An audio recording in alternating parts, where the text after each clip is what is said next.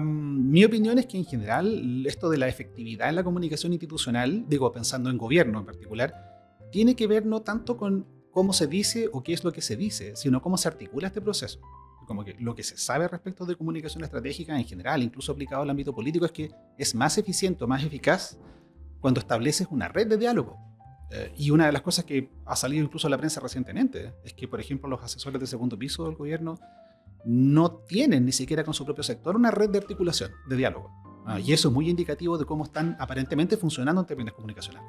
Y lo que ha pasado en estos primeros meses del gobierno es que se ha notado que no están identificados los actores o los interlocutores clave, por ejemplo. A veces ni siquiera dentro de lo que era Chile Vamos, que se supone que son los principales socios que tienen. En los últimos días o semanas se ha visto, por ejemplo, que Johannes Kaiser, que era el otro candidato de derecha, tal vez más parecido a José Antonio Kast que la propia Evelyn Matei, también ha planteado sus reparos. Eso es porque, claramente, no ha habido una red de acercamiento y conversación con ellos, lo que es muy extraño. En un régimen presidencialista, el nivel de aprobación ciudadana del presidente o del líder, en el fondo, primer ministro, como se llame, es fundamental para lograr la aprobación de las leyes. En el fondo, un líder con baja aprobación en las encuestas, en general, logra aprobar muchos menos proyectos de ley. ¿Sí? Por eso es que la construcción comunicacional y mediática del liderazgo es tan importante.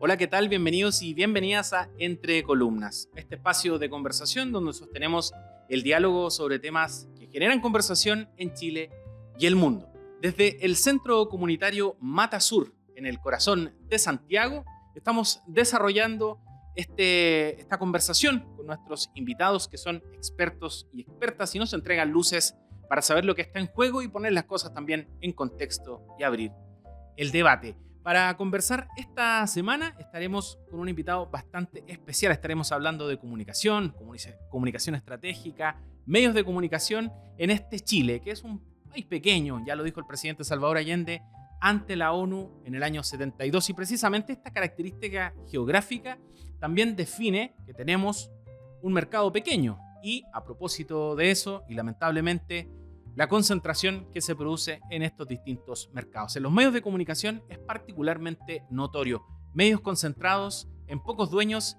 y con un claro sesgo conservador.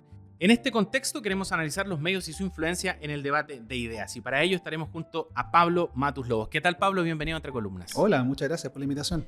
Bueno, Pablo es periodista, es magíster y además doctor en Ciencias de la Comunicación. Actualmente es docente e investigador de la Facultad de Comunicaciones de la Pontificia Universidad Católica de Chile. Dicta cursos sobre semiótica, análisis del discurso, storytelling y teoría de la comunicación. Ha participado en libros, apoyando con artículos y también siendo coautor. Su último libro es ¿Quién es el que habla? Análisis del discurso desde una perspectiva semiótica y de enunciación, publicado en diciembre del 2025. Bueno, Pablo, comencemos hablando acerca de un tema comunicacional importante y que por supuesto todos estamos expuestos a ese tema, y es este cambio de gobierno desde el punto de vista de la comunicación, de la efectividad en que ellos comunican, y cómo el Ejecutivo también está anunciando sus primeras medidas. ¿Son efectivas estas formas en que comunica? Por ejemplo, el alza de los combustibles, por ejemplo, las promesas de campaña que ahora ya no son más que metáforas. ¿Qué opinas acerca de esta forma en que el gobierno está entregando su comunicación o está desarrollando su comunicación hacia los chilenos?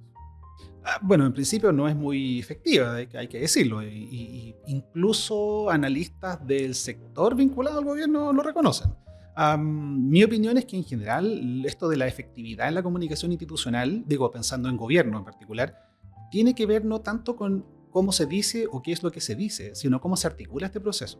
Como que lo que se sabe respecto de comunicación estratégica en general, incluso aplicado al ámbito político, es que es más eficiente o más eficaz cuando estableces una red de diálogo.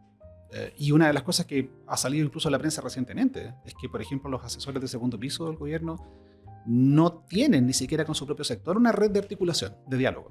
Y eso es muy indicativo de cómo están aparentemente funcionando en términos comunicacionales. Pablo, ¿qué crees tú que sería importante, digamos, para que la comunicación estratégica del gobierno o de otras organizaciones, ¿cierto?, vaya siendo más efectiva? ¿Qué crees tú, aparte, ¿cierto?, de ¿cómo se llama? Tener una comunicación interna primero, luego, antes de ordenarse y comunicar. ¿Qué otras cosas, qué otros tips deberían ser los claves para tener buena comunicación estratégica en este sentido? Va a sonar muy de curso básico, como de 101, pero uno, el mapeo de actores, de todas maneras. Se supone que eso es lo que uno siempre hace. Y aunque no garantiza el éxito, debería al menos garantizar en el fondo que no haya grandes errores. Y lo que ha pasado en estos primeros meses del gobierno es que se ha notado que no están identificados los actores o los interlocutores clave, por ejemplo. A veces ni siquiera dentro de lo que era Chile Vamos, que se supone que son los principales socios que tienen. En los últimos días o semanas se ha visto, por ejemplo, que Johannes Kaiser, que era el otro candidato de derecha, tal vez más parecido a José Antonio Kast que la propia Evelyn Matei, también ha planteado sus reparos. Eso es porque, claramente, no ha habido una red de acercamiento y conversación con ellos, lo que es muy extraño. Por eso digo, a mí me parece que una de las primeras reglas de esto es que tienes que saber con quién vas a hablar y articular ese discurso en torno a eso. Esto no es una idea nueva, viene literalmente de Aristóteles, digamos, como de la retórica, como el discurso es orientado a la audiencia, es a partir de la audiencia, ¿sí? Entonces construyo mi discurso pensando en la audiencia con la cual voy a hablar.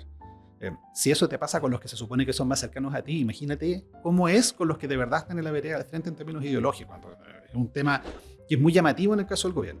Y muy llamativo, y esto yo creo que es el segundo punto, porque sin hacer una crítica directa al presidente, lo cierto es que no es el primer intento de José Antonio Kast. O sea, en el fondo, uno podría decir que Gabriel Boric llegó al poder casi sin esperarlo.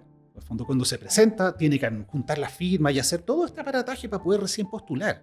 Y cuando gana la primaria al alcalde Jadwe, claro, fue casi una sorpresa, pensando que el alcalde Jadwe era un político de mucho mayor tonelaje, ¿sí? Y experiencia. Y considerando que anterior a esta irrupción del expresidente Boric, Jadwe estaba liderando las encuestas con Joaquín Lavín. Eso era un poco los candidatos que uno veía, no sé, un año, un poco menos, en las encuestas marcando tendencia de ser el primero y el segundo. Totalmente, y el presidente Boric era muy joven, mucho más joven cuando se postuló, digo, con todo este ejercicio. Entonces, que él hubiese llegado a la moneda fue una buena noticia desde el punto de vista de la emergencia de una nueva clase política, la nueva generación y todo eso, pero al mismo tiempo fue una sorpresa, incluso probablemente para él.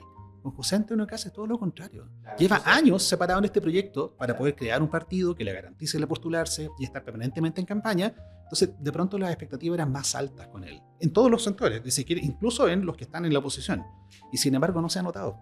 Sí. Entonces, yo creo que ahí están las dos grandes claves. Este gobierno no parece tener un mapa de actores muy claro que le permita anticipar escenarios y crear discursos específicos orientados a las necesidades de esos públicos. Y por otro lado, no parece tener realmente un plan tan concreto para muchas cosas, bueno, como lo que pasó con la ministra de Seguridad esta semana. Claro. Pero eso es un poco como el diagnóstico que uno puede armar en primera instancia respecto de por qué la comunicación del gobierno ahora está tropezando tanto. Pablo, y otra cosa interesante es que, por ejemplo, en una columna titulada, porque estamos entre columnas, ¿cierto? En una columna titulada El Estado, entre paréntesis, no seductor, el Estado no seductor, o el Estado seductor. Señalas que da lo mismo si el líder es joven, si es experto, si es neófito, pero hay algo importante en que tú hablas en esta columna sobre el carisma. Cuéntanos un poco acerca de eso, porque estábamos analizando justo un poco este ascenso medio accidentado del expresidente Boric, pero era un tipo carismático, versus el presidente Kast, que se prepara durante como 10 años para llegar al poder y no es tan carismático. Tal vez ahí también hay un tema a analizar, ¿o no? De todas maneras, lo que pasa es que en el escenario político contemporáneo, igual contemporáneo se queda un poco corto, porque la idea esta del Estado seductor de Regis Debray viene de los años 90, ¿vale? Y lo que él hace es analizar, de hecho, la Francia de Mitterrand para decir, oye, ¿te has fijado que desde los años 80 en adelante, sobre todo con la irrupción de la televisión, la política dejó de ser solo este territorio del gran speech pronunciado en un teatro, sino que en el fondo es un speech más cortito, más sistemático, más directo, creado para la televisión y la audiencia? Y eso cambió, de hecho, la manera de hacer política en el mundo, ¿vale? Y es un fenómeno global. En estos tiempos, donde además hasta las campañas políticas son pensadas más para las redes sociales que incluso la televisión, uno puede decir, debería el candidato, sobre todo el candidato que tiene mucho tiempo de experiencia como candidato, estar cada vez más preparado para hacer una gestión comunicacional acorde. Y en cierto modo, José Antonio Kast lo logró en esta elección y en la anterior. Su campaña tenía, en términos de gestión de redes sociales, no solo muy buenos resultados, sino además una construcción muy coherente, pensado para redes sociales. Desde ese punto de vista, debería estar todo bien, digámoslo así. Y sin embargo, hay un factor en Kast que llama la atención. Para poder tener esta comunicación del Estado o de la política en un sentido más bien seductor, hay que aprovechar estas instancias de, comillas, espectacularización, ¿sí? Algo más performático. No necesariamente todos los líderes deberían ser, en el fondo, ni poetas ni filósofos, pero es importante saber que un buen líder es capaz de transmitir una idea frente a distintas audiencias, de manera lo más eficaz posible. Pero José Antonio Kast, por ejemplo, se reúne antes de asumir con esta asamblea. ¿Te acuerdas cuando fue a la Academia Chilena y estaban todos los académicos? El rector Carlos Peña fue muy crítico con él respecto de que era amigo de las simplezas y un poco empezó a criticar esto de que José Antonio Kast no tenía un discurso más trascendente frente al mundo de la intelectualidad. De repente se reúne con los empresarios, que también uno podría decir son un público favorable, y aún así salen los empresarios no muy convencidos respecto de qué es lo que el presidente les quiere decir. Sí, claro. Salvo que hay que crecer más, pero de hecho todavía la SOFOFA tiene como, ¿cómo decirlo? Como algunos reparos, como alguna... Se plantean dudas. No es una crítica directa, pero sí se genera se siembra una duda. Claro, y en otros espacios, por ejemplo con los otros políticos, también se genera esta sensación. Entonces, la gran duda es cómo construimos un liderazgo atractivo y seductor cuando nuestro líder no es necesariamente alguien muy sexy. No necesariamente tiene que tener los mismos atributos que el anterior o que otros. Insisto, los tiempos han cambiado. Probablemente un liderazgo que en su momento era muy atractivo, como el de Eduardo Frei Montalva o el de Salvador Allende en los 70, probablemente hoy no funcionaría. El discurso largo y de retórica antigua probablemente no sería exitoso en la actualidad. O sea, los tipos de liderazgo van cambiando. Pero para estos tiempos, en la campaña, vimos un José Antonio Kast que parece más alineado a lo que está haciendo ahora. Y la gran disputa entonces es cómo se construye este liderazgo cuando en el fondo no está este factor de atractivo personal. En principio, no es algo malo, pero se puede entrenar, se puede trabajar. Y vuelvo a decir, para alguien que fue candidato tantas veces, uno supondría que había una suerte de planificación un poco más consistente. ¿Tú crees que esta estructura que armó en campaña, digamos, y que cuando se instala en el gobierno un poco se le desarma porque muchas de las cosas que prometió eran muy complejas de realizar, y además él mismo se puso unos plazos súper urgentes, ¿no? Este gobierno de urgencia. Entonces, incluso, no sé si tú recuerdas, pero había como una suerte de tradición que instaló, yo creo que la Concertación en Chile, de que en los primeros 100 días iban a pasar ciertas cosas, ciertos hitos.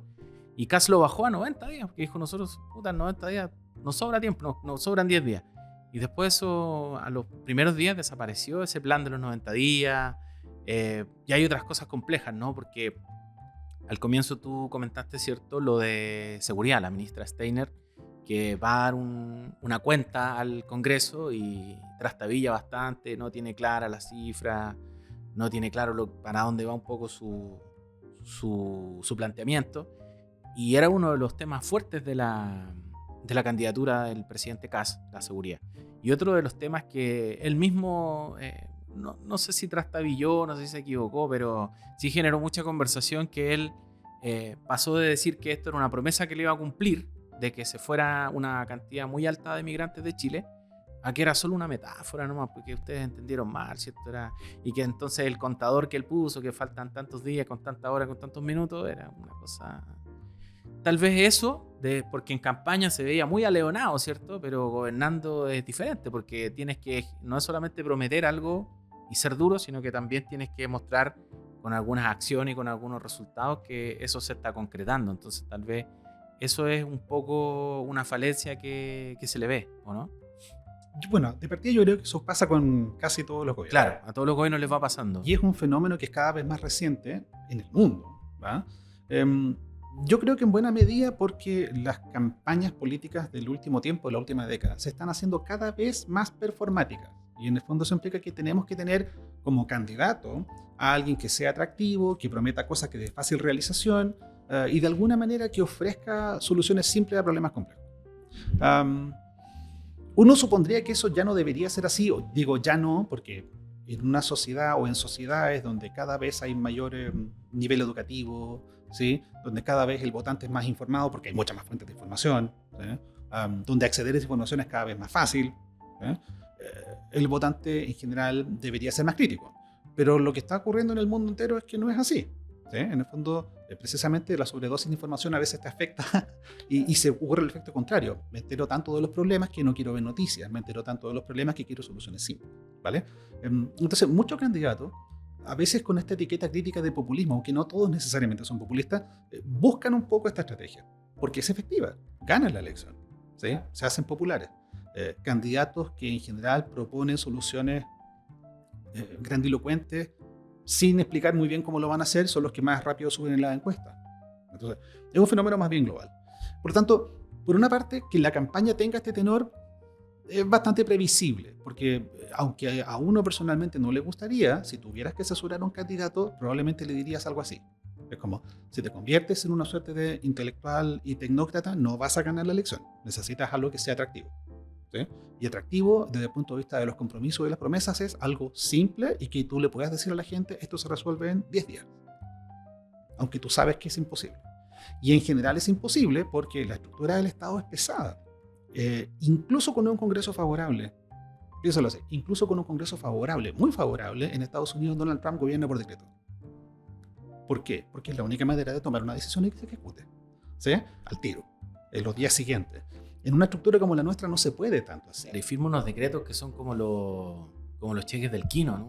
Cosas así gigantes. Bueno, también, y eso es parte de lo performático. La firma grande, la firma figurativización de la autoridad. También lo hacía con esta guerra de los aranceles, ¿no? Sacaba totalmente. Una tabla gigante, unos números, iba pasando a China arriba. Totalmente, y como castigando, sancionando en público, ¿sí? Claro. Ante la cámara. Para ti que te portaste mal, tan alzar. Sí, pasa lo mismo. Sí, un poco eso. Cada vez es más performático. Claro, pero Kast tampoco tiene esa performance como presidente, ¿no? No, pero durante la campaña construyó un poco este personaje. Sí, claro. ¿Sí? De hecho, ahora a propósito del problema de la ministra Stein, en el fondo sale este tema de que había un supuesto plan de ¿cómo se llama? De había seguridad plan para y todo. todos. Y está este tenía video, más planes que la ISAPRE. Y está este video que todos vimos en la franja, donde él salía como de una puerta y le preguntaba a una voz en off, como, no sé, pues, José Antonio, ¿qué plan tienes para esto? Y todos los temas tenían un nombre, una marca, incluso un logotipo. Claro. ¿Sí? Insisto, esto es normal en las campañas políticas contemporáneas. Claro. Lo que uno en realidad puede cuestionar más es que, vuelvo al mismo tema, una candidatura que se ha mantenido en distintos procesos, uno podría esperar que tuviese trabajo más sistemático detrás. Cuando la ministra finalmente reconoce que no había un plan tan articulado, pero los planes se supone que son articulados, digamos. O sea, si no existía esa articulación, entonces no era un plan, era una idea nomás.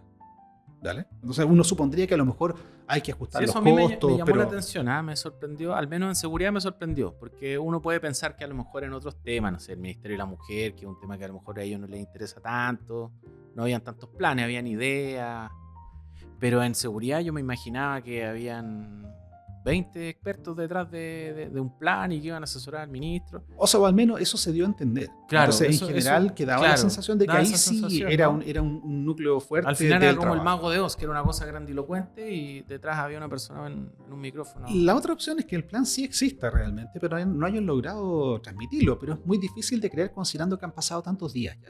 No, y es difícil de creer considerando que ella fue a exponer al Congreso. Entonces, si no vas a exponer con al menos las ideas centrales de tu plan... Sí. Bueno, una de las cosas que más se le cuestionó es eso. Pablo, y eso afecta un poco la gobernabilidad, el hecho de que, más allá de que haya un plan o no, que eso, ya, pasemos esa hoja, pero la forma en que se comunica es muy frágil, ¿no? Hay muchos ministros que tienen muy mala performance comunicacional. Incluso los ministros empoderados, como el ministro Quirós, a veces por la forma, por cómo responden, qué sé yo, no están entregando una comunicación efectiva, clara a la ciudadanía. La vocera de gobierno, Sedini, también cuestionaba un poco. Ahora la mandaron a regiones para que esté más tranquila, pero hay un tema complejo en eso y eso está afectando la gobernabilidad porque hay mucha crítica también del propio oficialismo. A ver, desde el punto de vista comunicacional, la gobernabilidad y el ejercicio del poder va de la mano con el ejercicio comunicacional. En la práctica, en términos de lo institucional, no. En el fondo, gobierno mediante decretos, mediante leyes, mediante instrucciones normativas, ¿sí? Pero lo cierto es que para poder conseguir la aprobación de las leyes necesito no solo transmitir bien el mensaje y lograr acuerdos con el Parlamento, En el caso de países como el nuestro, con un régimen presidencialista, y esto los politólogos lo saben mucho mejor que nosotros, digamos, en comunicaciones, en un régimen presidencialista, el nivel de aprobación ciudadana del presidente o del líder, en el fondo, primer ministro, como se llame, es fundamental para lograr la aprobación de las leyes. En el fondo, un líder con baja aprobación en las encuestas, en general, logra aprobar muchos menos proyectos de ley. ¿Sí? Por eso es que la construcción comunicacional y mediática del liderazgo es tan importante, ¿vale? Lo que pasó, y de hecho nosotros vimos el lado positivo, en los últimos años de Ricardo Lagos, en los últimos años del primer gobierno de Michelle Bachelet, era una fiesta. Virtualmente casi cualquier cosa, hasta la gente de oposición se sacaba fotos con Michelle Bachelet. ¿Por qué? Porque tenía casi un 80% de aprobación. Sí, más o menos, ¿cierto? Una cuestión demoledora. Entonces, frente a eso, no había mucho que hacer. Claro, ese era el fin de su primer mandato. De su primer mandato, Bachelet 1 en el fondo terminó con una aprobación altísima, la más alta de la historia. Es brutal, insisto, tan poderoso que incluso políticos de derecha se sacaban la foto feliz con ella. Claro, incluso Lavín dijo que él era bacheletista aliancista. Bacheletista aliancista, claro. Entonces, en ese marco, por eso digo, la disociación entre gestión política y comunicación desde el punto de vista meramente institucional es posible, desde el punto de vista real no tanto, porque en el fondo una mala comunicación genera una mala imagen y eventualmente una mala reputación, y ese liderazgo se ve dañado, y por tanto cosas que sí tienen que ver con lo institucional no pasan. Entonces, claro, la comunicación de los ministros, siendo honesto, en general es deficitaria. Es difícil encontrar un ministro, sea porque es un político profesional o un tecnócrata o técnico profesional, que tenga per se grandes habilidades. En el fondo, cuesta mucho hacerlo con los gerentes de empresa, cuesta mucho hacerlo con los ministros de Estado. En el fondo, es muy, muy difícil que una persona que es un experto en una materia, además tenga una competencia comunicacional capaz de resolver un dilema tan grande como estar en un punto de prensa, no con un micrófono, sino con 20, y con 20 personas que te griten y te preguntan al mismo tiempo.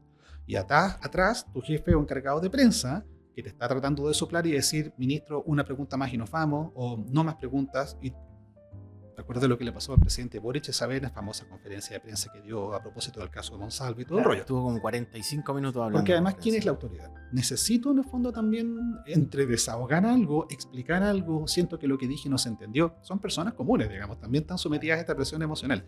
Entonces, ese tipo de ejercicio de comunicación en el liderazgo es muy difícil. Entonces, en principio, es muy complicado que logren hacerlo bien al principio, pero sí podrían tener equipos o planes que los asesoren mejor. Y en ese sentido yo creo que se nota también una carencia. Pero vuelvo a decir, que un ministro técnico como el ministro de Hacienda falla, es normal. Probablemente por eso se le carga tanto la mano a la vocera, que se supone que debería estar a cargo de un equipo comunicacional que la asesore mejor, o de algunos otros ministros más sectoriales, que no se ven mucho tampoco. Somos más que una productora audiovisual. Trabajamos para contar las historias de nuestros clientes.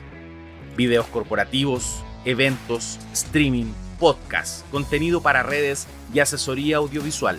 Todo para dar vida a tu mensaje.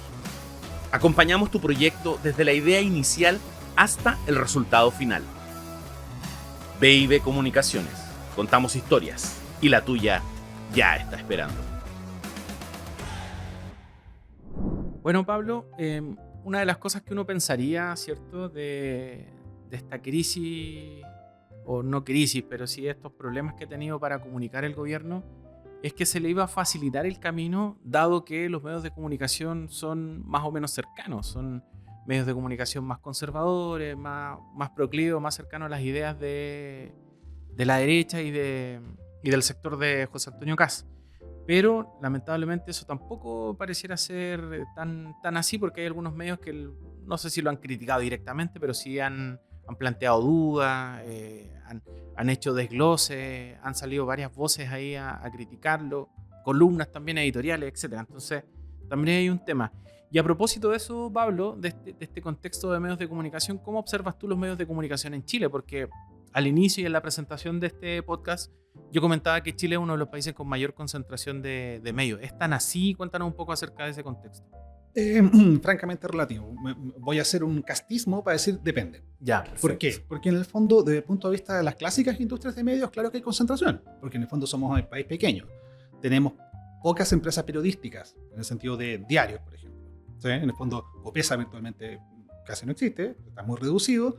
El Grupo Mercurio sigue existiendo a nivel regional y de prensa nacional, pero cada vez más reducido por la crisis financiera y económica que enfrentan los medios, por la cual el Mercurio no está libre, digamos.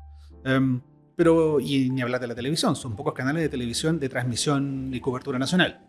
¿Sí? No tenemos más espectro, nunca vamos a tener 60 canales de televisión. No da para el mercado chileno. Claro, no es como Brasil o como países europeos. No, entonces siempre va a haber un grado de concentración. En algunos casos está regulado. En el caso de la televisión, por ejemplo, no puedes tener 2 canales de televisión abiertos. Entonces, claro, concentración no hay tanta. Lo que pasa es que hay más semejanza desde el punto de vista de quién tiene la espalda financiera para mantener un negocio que no necesariamente es rentable como un canal de televisión.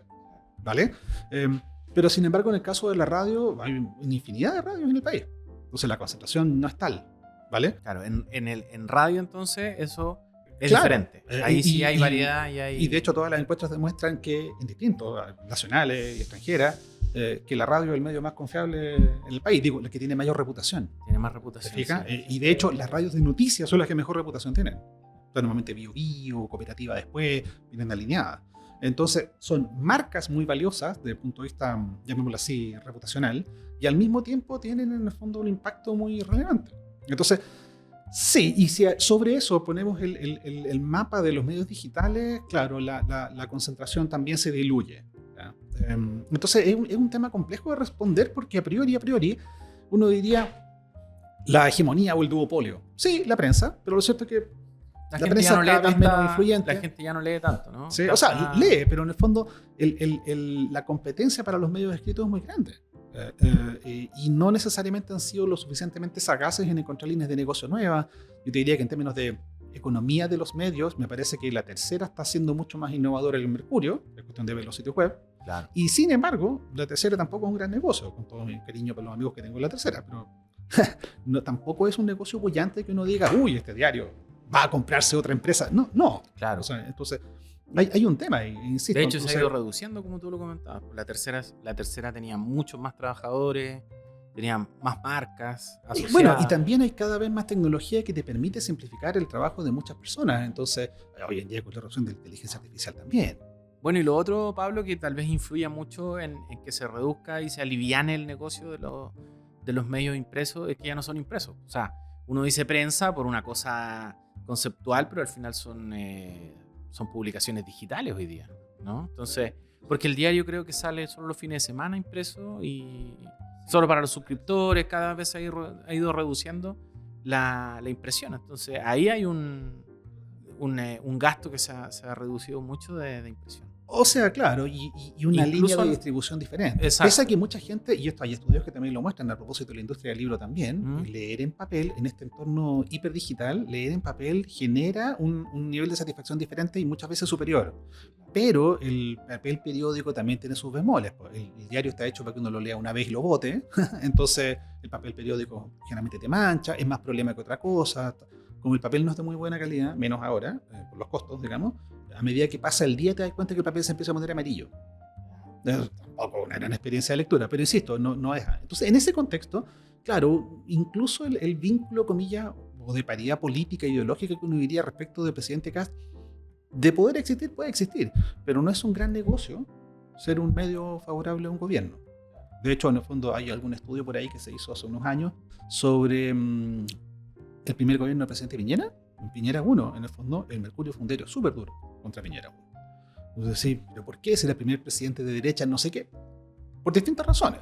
O sea, en el fondo, desde cuestiones verdaderamente ideológicas hasta el hecho de que el negocio de la prensa, para poder tener lectoría, es generar contenidos que en el fondo generen cierto grado de atractivo y remesón. Claro, y de La hecho, prensa servil vende menos. Sí, pues, Necesitas que la prensa se haga un poco... De hecho, este diario dócil y muy, muy oficialista, que era La Nación, terminó cerrando. Por algo terminó cerrando. El presidente Piñera ahí le puso el Y pese a todo el último impacto, clavo al ataúd, pero el diario ya venía con muchos venía problemas agonizándose anteriormente. mucho tiempo. Venía agonizándose mucho por tiempo. distintas malas gestiones, de repente meter políticos en vez de periodistas, etcétera, y otras decisiones. Pero lo que tú planteas tal vez sea clave, esto de ser tan benevolente, entonces porque el periodismo tiene también que investigar y tiene que increpar.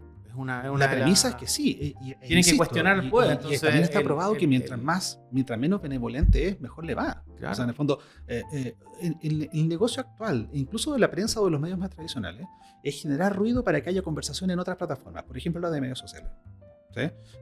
cuando tú eres un medio de vocación más bien popular, lo puedes hacer hablando del reality o de cualquier cosa, o del futbolista que ahora está con una modelo o con otra. Cuando eres un medio de referencia, como se le llama en términos de perfil editorial, a los medios que trabajan con temas institucionales, política, economía, internacional, casualmente los temas que menos se leen, obvio, ¿sí?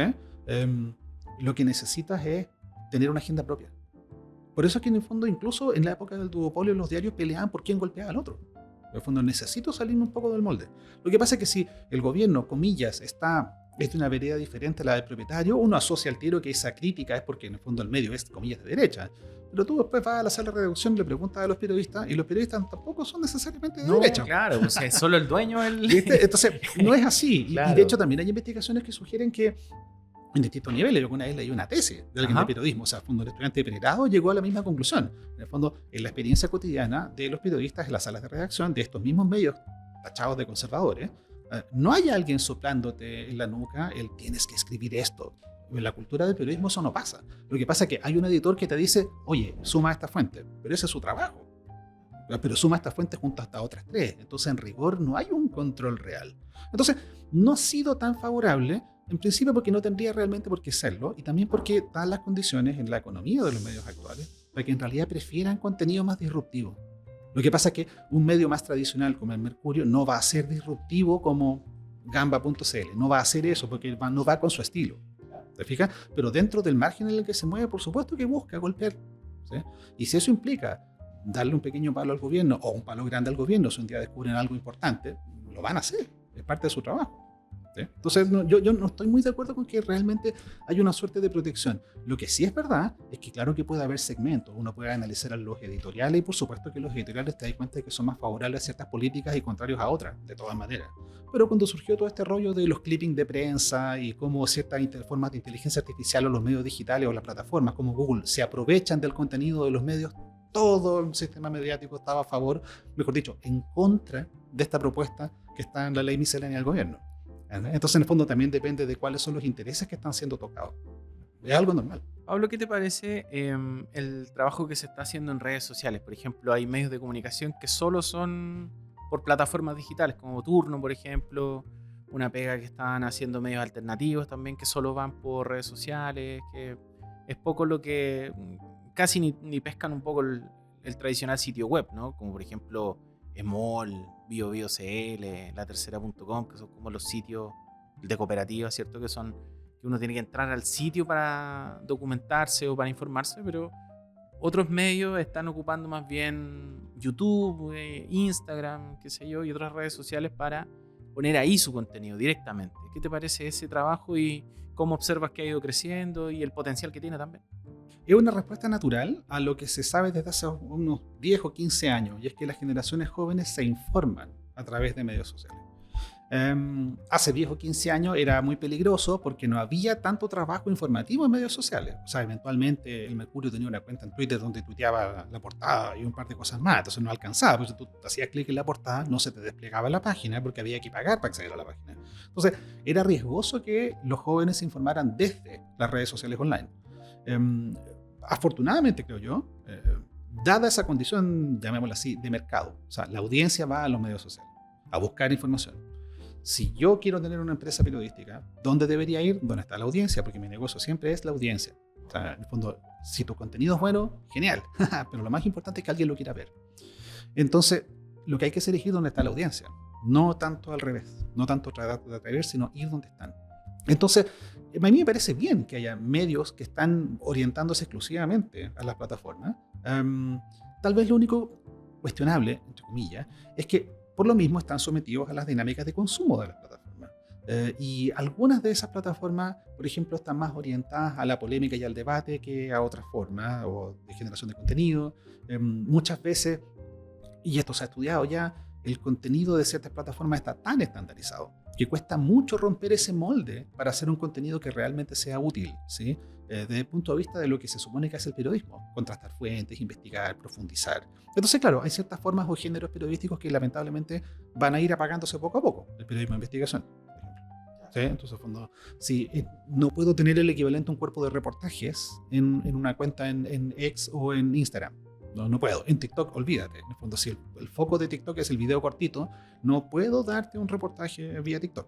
O sea, no le puedo llamar reportaje, ya en No, principio. claro. Tendrían que ser no sé cuántos capítulos para... Y yo no sé si la gente los va a ver. Claro. ¿Vale? O sea, en el fondo, si en los géneros de entretención, como en la telenovela, ahora al futuro, aparentemente está puesto en la telenovela vertical, ¿sí? Con capítulos de minutos, digámoslo, ¿qué queda para los contenidos que naturalmente son más densos y más complejos, como por ejemplo el periodismo de investigación? Entonces, claro, la pérdida está por ese lado.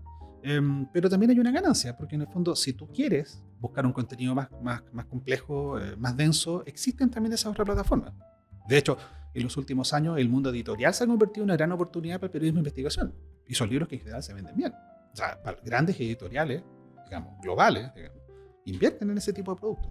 Entonces, a mí me parece bien que los medios sociales se hayan convertido en una instancia y una oportunidad para el periodismo porque llegan a esa audiencia que antes no accedía a medios tradicionales y que no parece tener mucho interés en acceder a esos medios tradicionales. Pablo, para ir cerrando, es importante que hablemos acerca de este libro que publicaste en diciembre del 2025 que se llama ¿Quién es el que habla? Cuéntanos un poco de qué se trata este libro y qué fue lo que se fue profundizando también en esta publicación. Es simultáneamente un desahogo y una quijotada. Ya. El desahogo porque en el fondo tiene que ver con una serie de investigaciones y desarrollos de alguna manera que yo he ido realizando en estos años haciendo clases. En la universidad hago clases, claro, de semiótica, de análisis del discurso mediático particularmente, y a partir de eso storytelling y otras cosas vinculadas a comunicación estratégica, siempre desde el punto de vista de los mensajes, ¿ya? A mí siempre me llamó la atención, desde el punto de vista incluso de la comunicación estratégica, que no parecía en la literatura haber mucha preocupación por qué digo y cómo lo digo, sino más bien en las cuestiones de orden más bien práctico-pragmático. Es como, hay que hacer una reunión. Vale, pero ¿qué digo en la reunión? No sé. Oye, tenemos que hacer tengamos un centro comunitario. Vale, ¿cómo lo promovemos? No sé, como si la sola existencia de las cosas o las acciones resolviera todo. Y eso contradice todo lo que sabemos sobre estudios de comunicación desde la antigua Grecia. Entonces, ¿cómo establecer el puente? Para mí una de las respuestas fue el análisis del discurso y volver a esas viejas teorías, pero al mismo tiempo buscar teorías nuevas y desarrollar cosas nuevas. Entonces, el libro me ayudó un poco a vaciar esa inquietud de una manera un poco más académica. Yo tengo otro libro más antiguo del 2019 sobre storytelling que, claro, tiene una vocación diferente, es mucho más de bolsillo, más cortito, okay. ¿sí? más de aproximación general.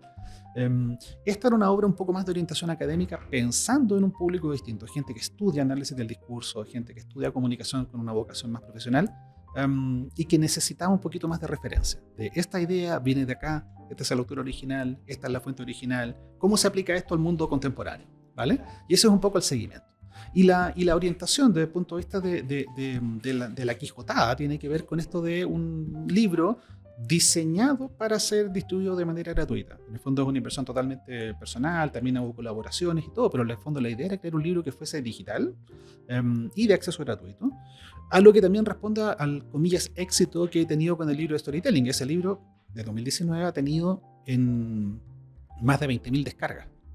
Jamás había vendido 20.000 copias de un libro así. Claro. ¿Sí? Entonces, en el fondo, también eso me permitió hacer la inversión para decir, vale, yo creo que deberíamos trabajar en esta apuesta. Por eso digo, combina estas dos cosas. Pablo, y estos libros, el libro de storytelling y este nuevo libro, los dos tienen este mismo formato, ¿no? Que son digitales, disponibles para descarga. ¿Dónde puede ir una persona a buscar ese libro para encontrar el link o el lugar de la descarga? Bueno, depende. En términos de alojamiento permanente, están en mi página, en una red social para académicos. Esto es muy ñoño lo que voy a decir, ya, pero hay perfecto. redes sociales para académicos, así como está academia.edu. Yo trabajo en una que se llama ResearchGate. ¿Ya? Está en mi página en ResearchGate. Como no una plataforma muy popular, eso sí lo pueden encontrar en mis otras redes sociales. Yo tengo una Cuéntanos cuenta. de tus redes sociales y ahí uno va llegando al libro, Claro, ¿cierto? en la que más uso, la que más genero contenido de manera sistemática es LinkedIn. Ya, Porque ok. me permite estar en contacto con mis alumnos y exalumnos de comunicación estratégica, Ya, que es donde perfecto. suelen estar, ¿vale? También muchos académicos están ahí. Y se ha convertido con el tiempo en un espacio de debate y publicación de pequeñas columnas, reflexiones respecto de temas de actualidad también. Fue gracias a eso que llegué a escribir algunas cosas en cooperativa. Entonces, en ese contexto. También trabajo harto con la ex Twitter, con ex, donde comento cosas vinculadas a campañas publicitarias, que es otra de las cosas que yo hago porque estoy afiliado al Departamento de Publicidad y Comunicación Estratégica de la cual depende la carrera de publicidad de la Católica. Entonces, trabajamos mucho en ese territorio. ¿Ah? Entonces, analizo campañas publicitarias ahí. En el caso de X, mi cuenta es Ojo con el Aviso. Una Ojo suerte con de el aviso. Sí, estaba parafraseando al viejo y querido Nemesio Antunes cuando decía esto de Ojo con el Arte. ¿Ah? Entonces, en el fondo, pensé en Ojo con el Aviso porque básicamente comento avisos toda la semana. Campañas, avisos, no sé, la otra vez para el Día de la Madre, las campañas políticas, siempre. Ya. Entonces, hay harto comentario ahí.